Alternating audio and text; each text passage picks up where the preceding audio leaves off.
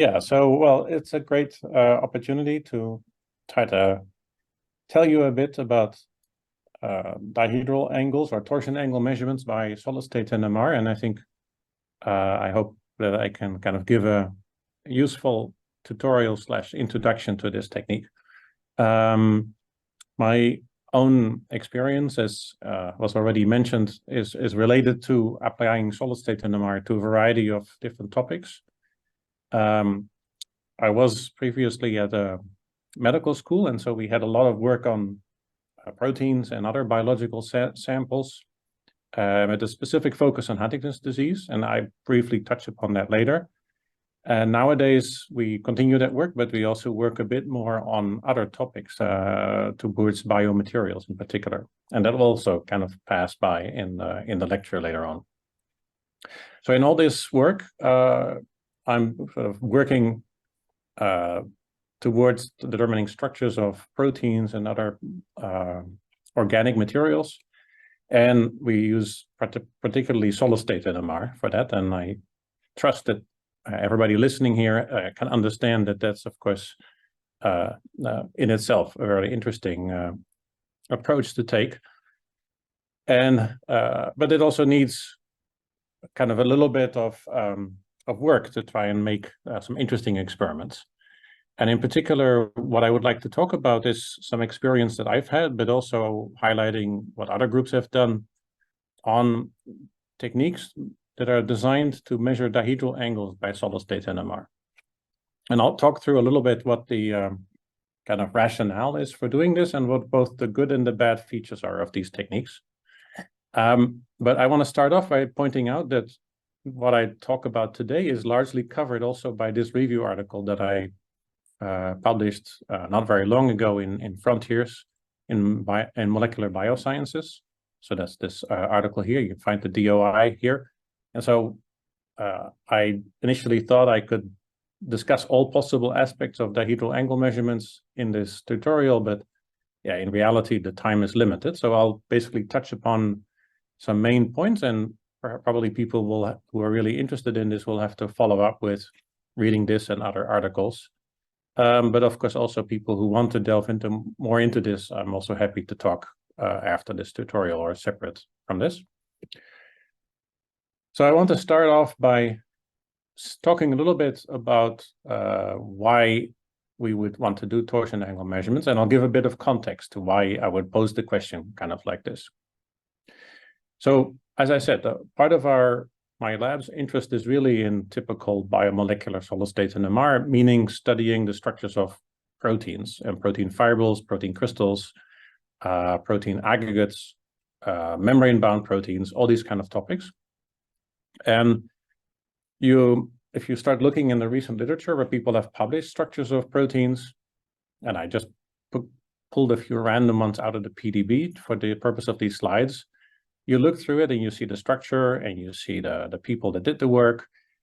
And what you commonly see is the list of experiments that people use to get to this structure.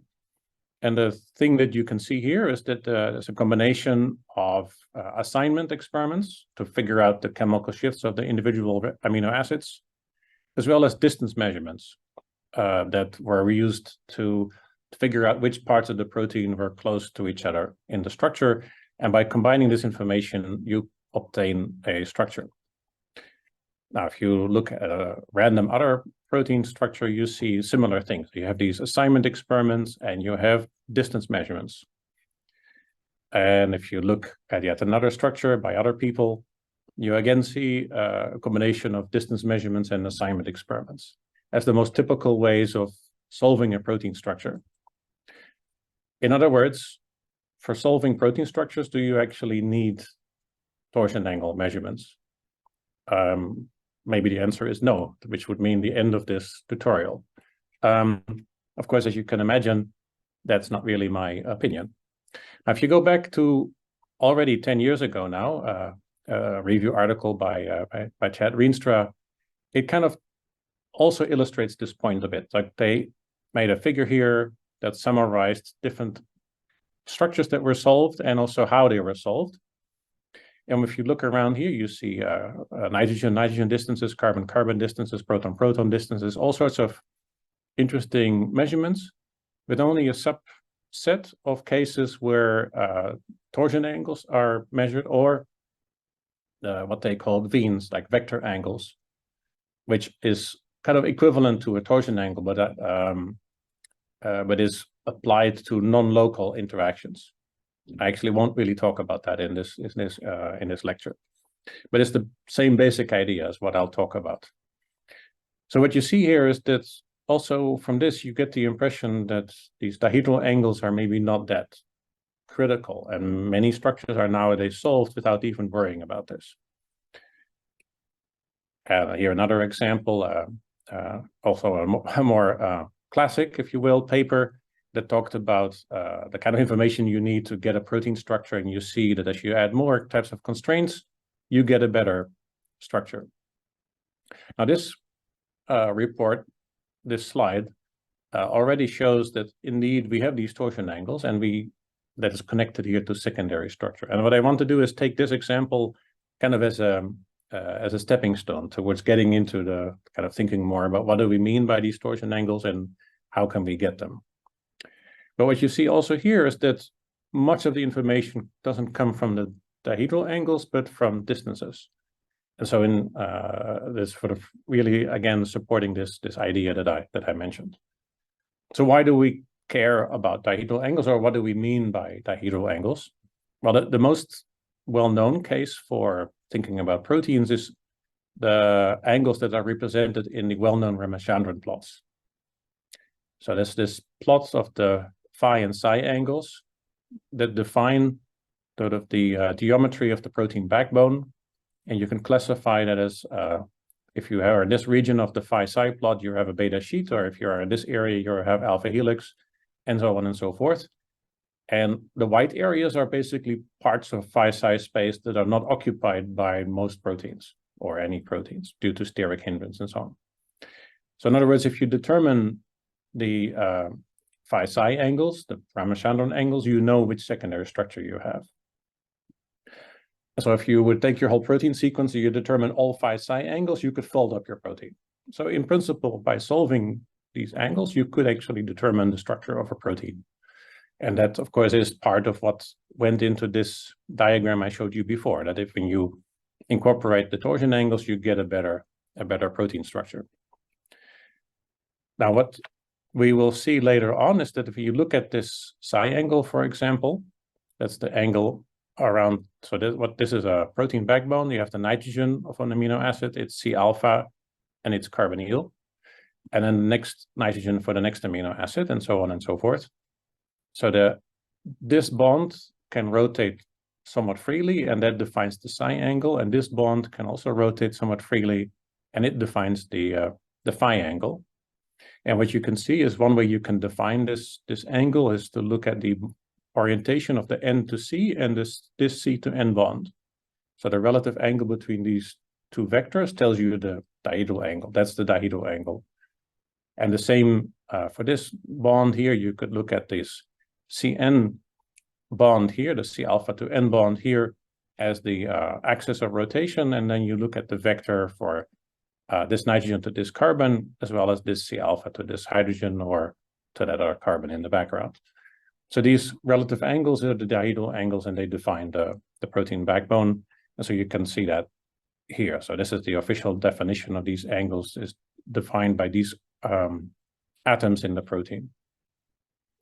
Now, one of the things that is now widely used in NMR studies of protein structures is the fact that if you go into the BMRB and you plot the carbonyl, C alpha, C beta, C gamma, and other C gamma shifts on the C13 side for all valines, you see that the C alpha shifts fall into two populations, and that this comes from the fact that the alpha helical valine C alphas have a peak near here, and all the beta sheet ones have a peak near here, and a random coil is somewhere in between. Same with alanines, and so on and so forth. And so this observation was done a long time ago, and you can use this to say, okay, if the peak is here, then it must be an alpha helix. Vice versa, if the peak is there, it must be a beta sheet. And then you can go back and say, okay, actually, we think it's exactly this and this phi psi angle. So in principle, you could measure or determine phi psi angles by solid state NMR by simply measuring these chemical shifts. And that's now widely done. And it's, of course, a sort of bonus you get from assigning your protein in the first place. And what you then can do is take the sequence of your protein, and then for each of them calculate some parameter, the C alpha minus C beta shift, or the chemical shift difference, or other types of calculations that tell you where is a beta sheet or where is an alpha helical segment, or which kind of dihedral angles do you actually get. And this is now what is the most common way that people produce dihedral angle information for solving protein structures. And we've done that ourselves as well. This is from an older paper from the group, and it's a quite reliable and convenient way of determining secondary structures in proteins. And I put here together some of the key papers that I like to refer to when analyzing or looking at these kind of data, where you have, and this is by no means the final answer, and they're all kind of, you could argue, kind of dated papers, and there may be newer things that people like, but these reference papers are the ones that we often use in our analysis of chemical shifts and to get dihedral angles out of that. But even though this is a really nice approach and works really well, it is not the topic of this tutorial, actually. But if you want to learn more, you can refer to these papers. Now, there are various reasons why you would say, okay, there are limitations to this chemical shift approach. And one, for example, is if you have a paramagnetic protein where the shifts are distorted due to paramagnetic effects, you cannot trust this at all. And we actually work on cytochrome C, which has a paramagnetic center. And that is, that's one of the cases where this can become more tricky. Doesn't have to be not working, but it could be more tricky. Other cases, we and other people are more and more interested in things that are not proteins. And the databases built for this analysis are all based on proteins or peptides. And so for non-peptides and non-proteins, this method also doesn't really work. The next point here is that, so these chemical shifts have are a powerful and easily accessible piece of information to access secondary structure information and dihedral angles in that way. But they have their limitations. And you have cases where proteins are exposed to paramagnetic effects that affect their chemical shifts. And also you have cases where things are made out of polysaccharides, for example. And we want to understand polysaccharide dihedral angles, but there is no reference material that we can rely on. Now, one case that is also relevant for at least our studies is the scenario where you have proteins that are not very amenable to the kind of dihedral angle analysis by chemical shift analysis alone for other reasons. And I'll touch upon that later, but one key example for that is, for instance, very repetitive polypeptide sequences, where in our case, we study something called polyglutamine. So you have a whole series of glutamines, and these glutamines then are indistinguishable from each other, and that makes the chemical shift analysis can make it quite difficult. And this is one example of this. So this is a spectrum on our polyglutamine fibers. So this is a protein with 44 glutamines. And for having a structure determination approach based on distance measurements, what you would like to see is individual peaks for the different glutamines. But what you see here is that we have 44 glutamines, yet a small number of peaks, actually 2 peaks that overlap heavily with each other. And this means that distance measurements become quite difficult to pursue and to complete because there is so much overlap. What you see here in the spectrum is the black spectrum in the background is with a long mixing time. So we see interactions between the glutamines, but it's all overlapping with each other. So what we've done here is we've actually turned to dihedral angle measurements as an important and valuable complement to solving the structure of these proteins. And what we have also done, we've been working on polysaccharides, and this is another case where like traditional methods based on chemical shifts and Talos type analysis, which I mentioned in passing before, is not really tractable because it's not a protein. So this is an example of a recently published paper that we published in Carbohydrate Polymers, where one of our projects is focused on labeling and then performing solid-state NMR on the hyaluronic acid.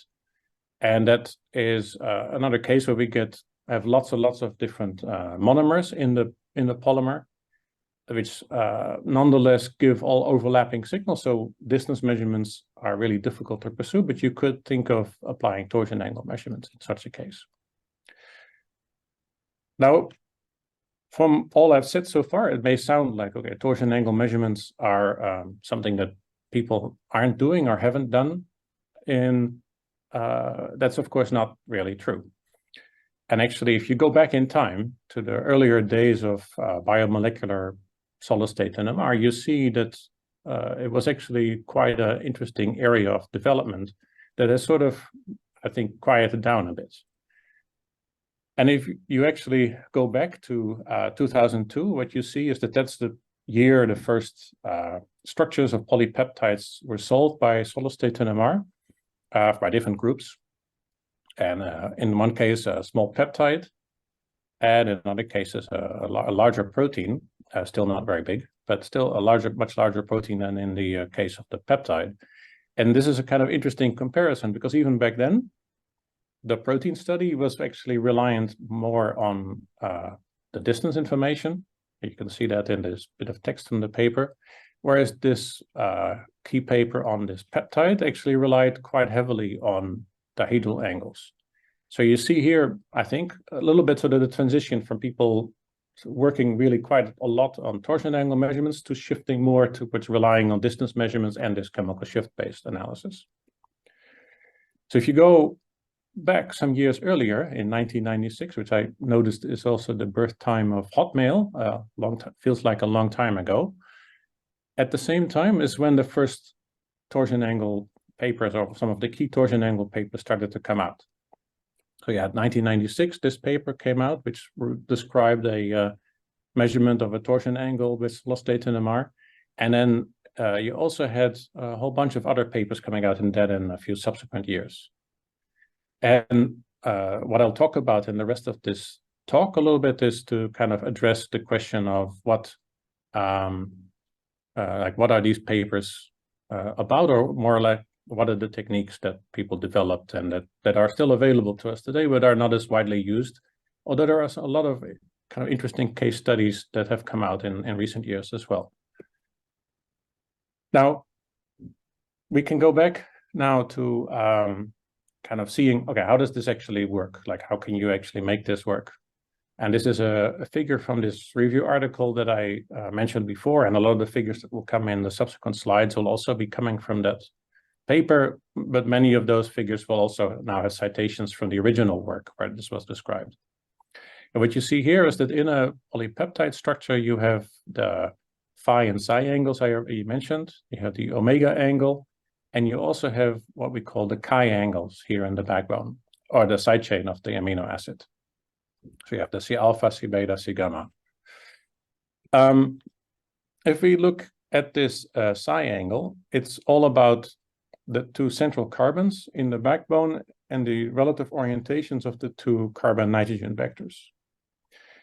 And this technique that I showed on these slides earlier from 1996 and those years, here also 1997, was often based on the idea that you generate double quantum coherence between the two carbons. And you can do that, for instance, with, in this figure, SPC5. So you excite the double quantum state and you reconvert the double quantum state back to observable signal, and then you detect that in the end.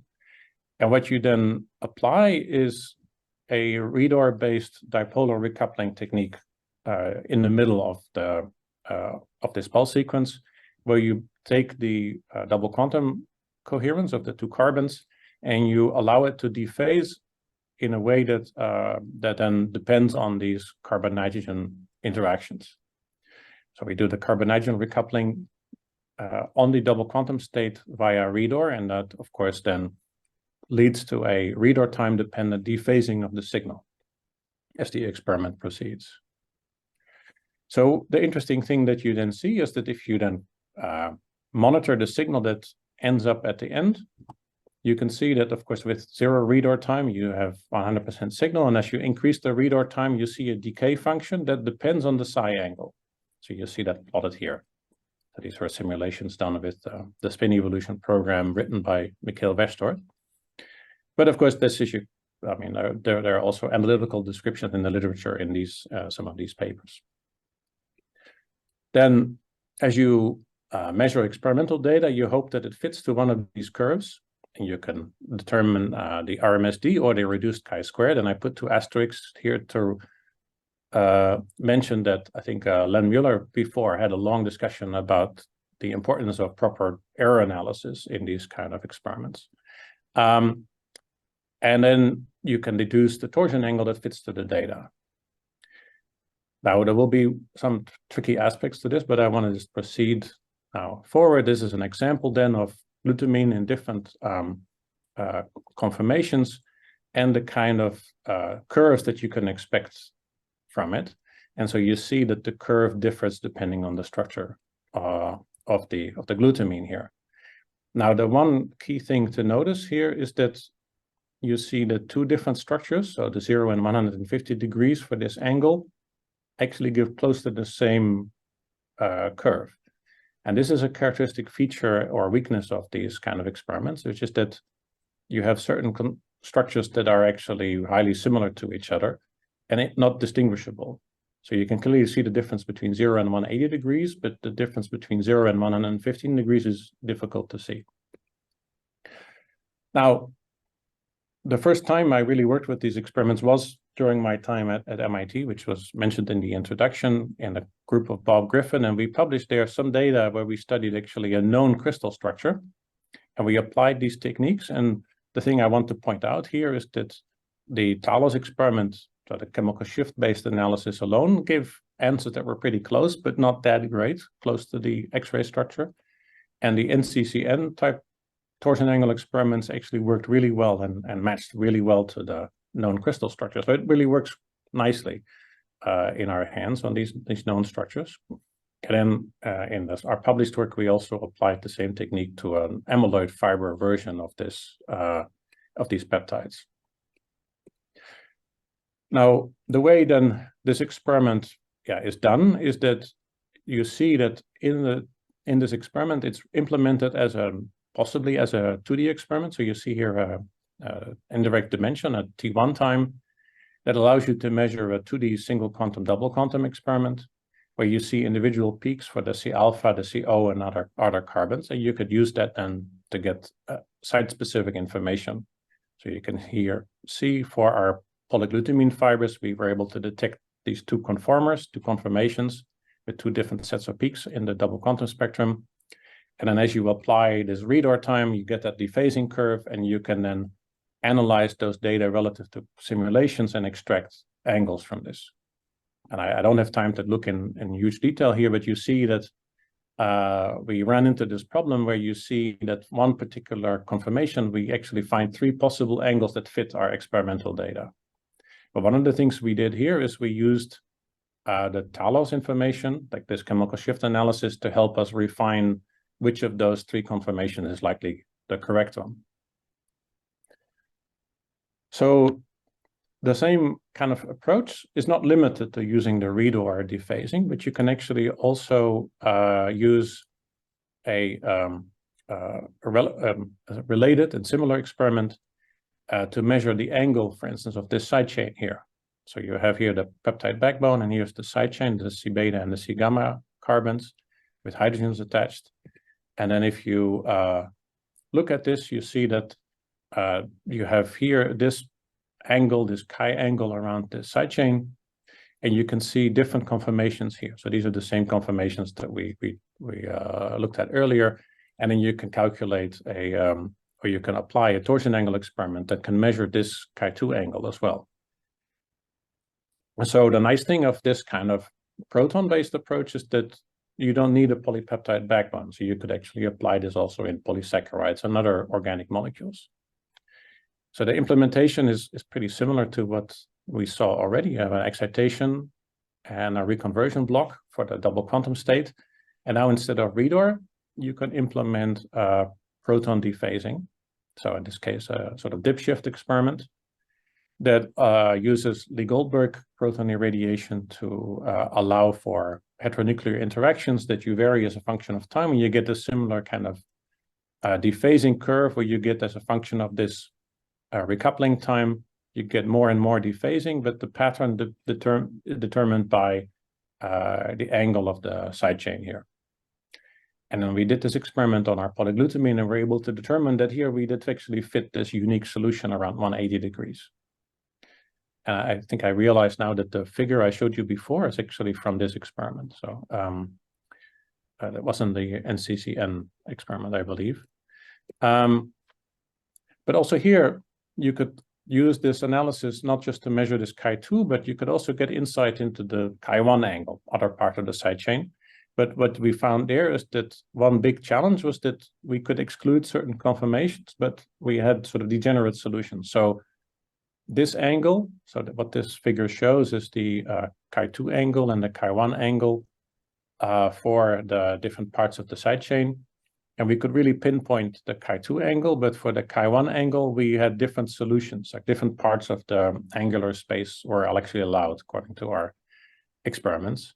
And so it doesn't give a really unique answer, but it allowed us to build a initial model for the structure that we did here. And then over time, we have actually now combined these ambiguous restraints with MD simulations to now in bioRxiv publish what we think is the atomic structure of the polyglutamine.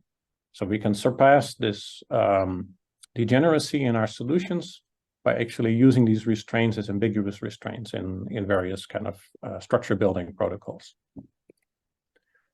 Now, what we have done in our recent work is relied heavily on these kind of double quantum experiments. And I showed you a little bit the nice ways you can do both reador and proton recoupling based techniques, or carbon-nitrogen recoupling and carbon-proton recoupling techniques to make these experiments work with this double quantum state. Another class of torsion angle experiments is based on another principle. And this figure here on the left is a figure that I made for this review article that I mentioned earlier, which tries to explain kind of the setup of this experiment. But the meme on the right kind of does the same thing, which is that what you have here is you have reador dephasing on one carbon. So you have the first carbon being recoupled to its nitrogen on a NCCN experiment, the same that we saw before. And then you have a separate part of the pulse sequence where you take the second carbon and you recouple it to the nitrogen that is next to it with a transfer step in between. So that's the setup here. So you have a heteronuclear recoupling in this first block, then you have a polarization transfer to another carbon, and then you have a heteronuclear recoupling in a second block, and then you read out the signal. And what you then get is that, of course, this second block's signal or dephasing curve will start with the partially dephased signal that came out of the first one. So you see a combination of the two reador dephasing curves together. And one of the things I wanted to, and then what I'm pointing out here on this slide is that in this experiment, we don't get a single quantum double quantum experiment, but you can get resolution by, for instance, setting it up like this. It's a proton to nitrogen CP, then you encode the nitrogen frequency, then you transfer back to carbon, and you do the rest of this torsion angle experiment.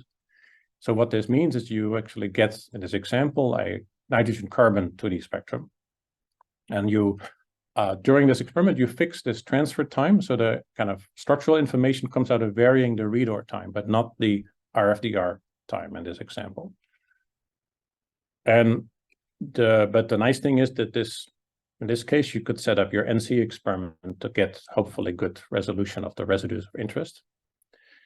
Then the polarization transfer block is fixed in time, but it is typically rotor synchronized in these types of experiments.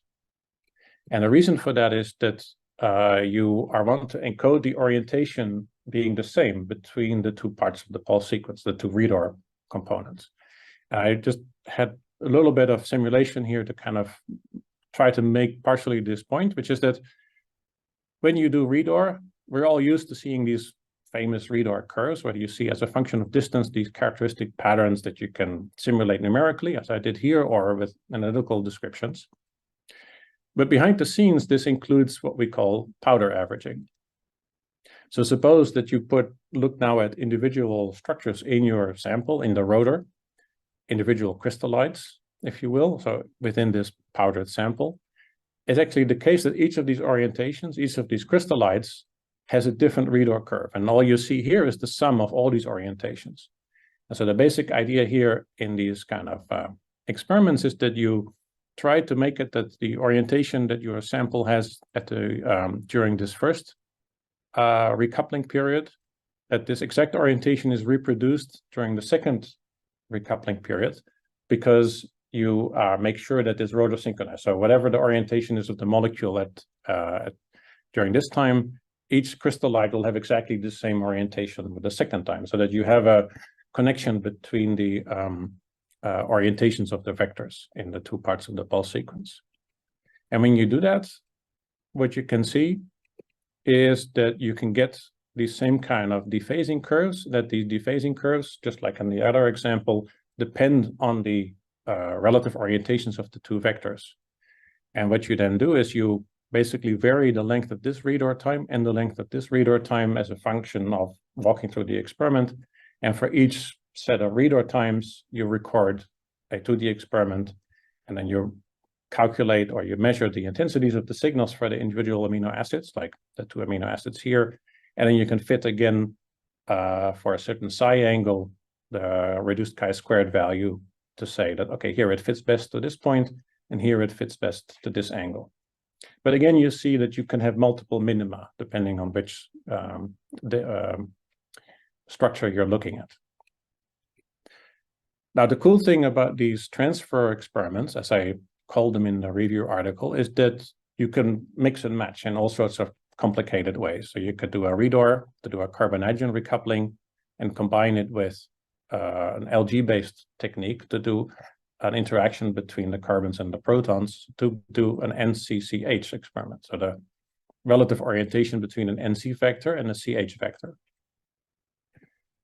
Or you could do the same for an HNCH experiment, and you can look at yet different angles.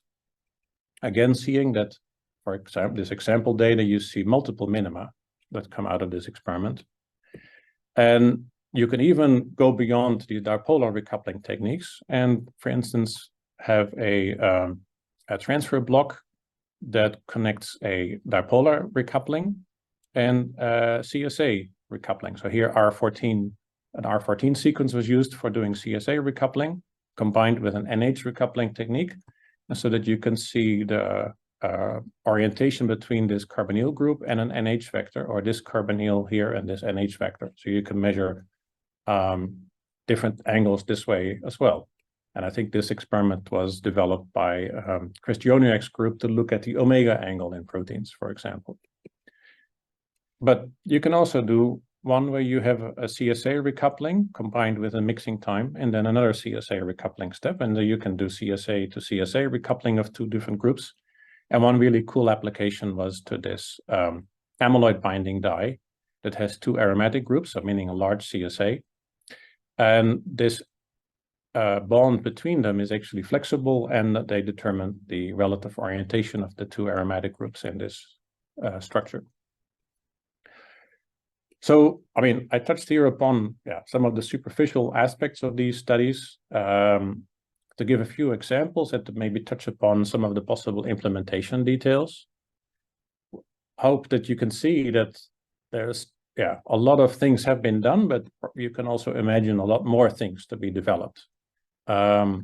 Meaning that especially with these transfer experiments, you can imagine all sorts of interesting novel schemes, including with pulse sequences and hardware that wasn't accessible when a lot of this earlier work was done. And that's what brings me to the sort of concluding part of this lecture, is that the road ahead, like where do we go from here, or what could you think about doing with these techniques, and what shouldn't you think about doing? Now, I made a slide to kind of summarize some of the good and bad things about these experiments from my perspective and from my experience. So with an asterisk, it is true that for these things to work practically, you need to do isotope labeling, which is, of course, an expensive undertaking, but is pretty common for biological molecules. But even with isotope labeling, these experiments are quite time-consuming to run, meaning by the time you do a multidimensional double quantum experiment or a DCP experiment and a read or dephasing to get the signal to noise that you require to see the small differences between these curves, what you get is that that you need long spectrometer, a lot of spectrometer time to get useful data, unless you do the implementation as 1D experiments, which we've done before, and you do site-specific labeling. One issue is that for normal proteins, it may be that after a lot of work, you only get marginally better information than you get from the chemical shifts alone. And this is a case-by-case determination, but what is or isn't practical. And you get often these ambiguous results. Now, one way that you can deal with this, I mentioned this in passing, is you could combine the ambiguous results with Talos data, or to do multiple different torsion angle experiments, or combine it with like MD data or MD or structure calculations where you can handle ambiguous data and to make it still useful. But these are some of the limitations. The good thing is that because it's a local technique, so you measure these local interactions, even when you're studying amyloid fibers, you don't have to worry about isotopic dilution.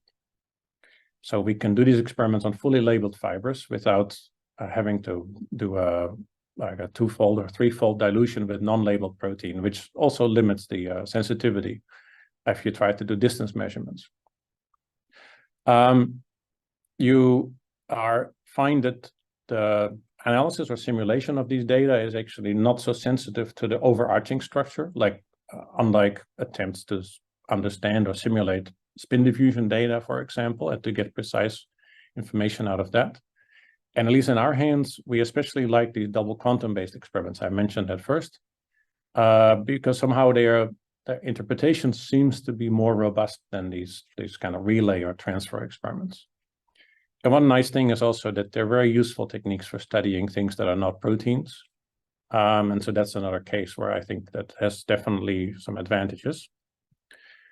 Now, if we look at where do you apply this, like I sort of touched upon a bit already, I don't think that you can, or you strictly need these measurements for all possible protein structure determinations, at least not until or unless some really new technology is developed, where it's more efficient, more time efficient. And indeed, modern protein structure determination often doesn't bother with them, except for like the interesting cases I mentioned along the way. Some of these examples like these dyes or substrates that bind to receptors.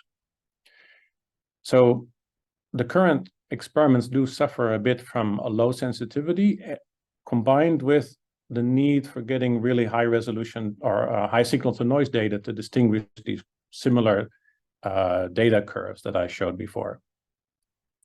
The other possible limitation is that it takes a bit more time to understand how to run these and how to analyze these and how to simulate these compared to doing a spin diffusion experiment, for example, that is a more well-known type of measurements. But as I kind of identified along the way, there are definite cases where you find that low precision distances are not really available, or even high precision distances may be not available, and also Talos is maybe not useful. So you can think of small peptides in a supramolecular structure, repetitive proteins with lots of overlap, polyQ, collagen, and other proteins, but also non-protein molecules as well as small molecules. Like there have been examples where people study a substrate bound to a receptor, these amyloid binding dyes that I mentioned along the way, and other cases like that. And I think where one of the exciting things is that hopefully some of the people listening to this can jump in is that it would be really cool to see more and more development where this could be combined with proton detection and DNP to help overcome some of the limitations that have kind of limited the wider application of these techniques, with the possibility then that it becomes a more widely used tool for general protein structure determination. So I want to wrap up the discussion by referring back to the people who made this work possible.